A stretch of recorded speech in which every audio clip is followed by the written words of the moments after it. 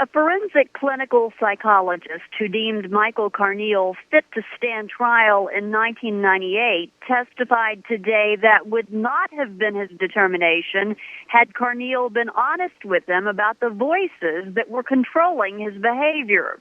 Dr. Dewey Cornell says after learning about the voices in 2004, he changed his assessment of Carneal to that of paranoid schizophrenia. Dr. Cornell said Carneal told him it was the voices of a group of powerful monsters he called the Danes, who threatened and harassed him, encouraging him to steal guns from a neighbor, take them to school, and fire into a crowd of students. But in 1998, Dr. Cornell said Carneal was not cooperating fully with the defense counsel or me for irrational reasons, because the Danes had warned him not to tell anyone of their existence. The hearing is expected to take all week, with Michael Carneal himself expected to testify. Reporting from the federal courthouse, I'm Donna Groves. A second forensic psychiatrist today testified that she, too, has now reclassified Heath High School shooter Michael Carneal as a paranoid schizophrenic. Dr. Diane Shetsky said when she initially interviewed Michael Carneal in 1998, she classified him as having schizotypical personality disorder because she could not find evidence to prove that he was suffering from schizophrenia. But after re-interviewing him in 2004 and looking at juvenile and corrections department records, she saw evidence Carneal was very paranoid and hallucinating, prompting her to change the diagnosis. As for why she didn't discover the existence of the voices that were controlling Carneal in 1998, Dr. Shetsky said, quote, according to Michael, the voices were telling him not to talk to me, and he was afraid harm might come to his family. Michael Carneal himself is expected to testify as the hearing continues throughout the week. Reporting from the Federal Building in downtown Paducah, I'm Donna Groves.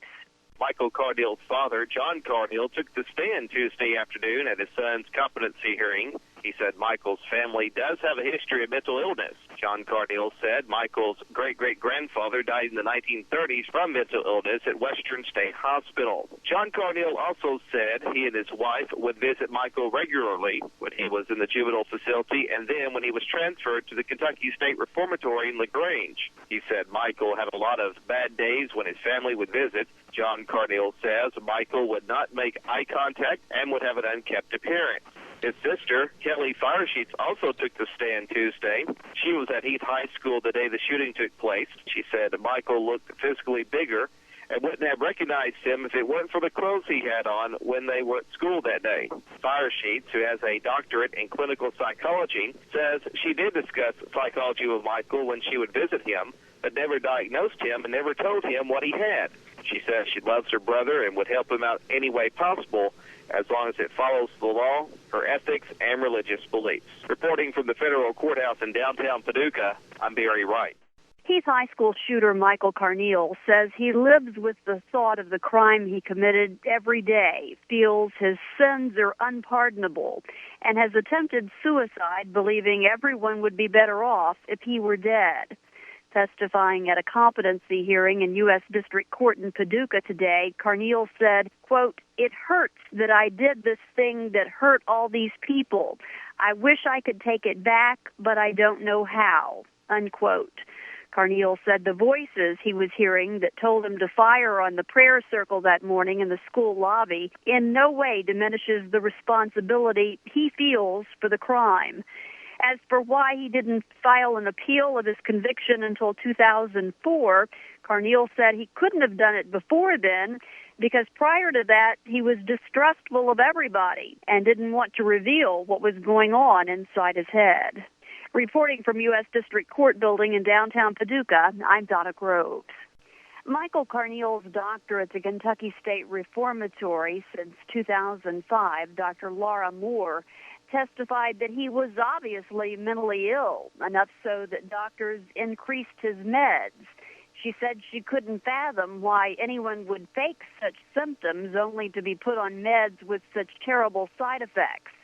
However, a clinical forensic psychologist, Dr. Charles Clark, testified that when he examined Carneal in 1998, he saw no signs of active psychosis. When he evaluated Carneal again in 2010, he said he saw no sign of paranoid schizophrenia in Carneal, judging from the Rorschach, or commonly called the Inkblot test. Instead, he said he saw answers indicating good reality.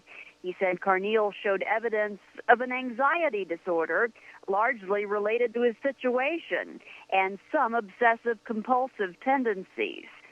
Reporting from the Federal Building in downtown Paducah, I'm Donna Groves.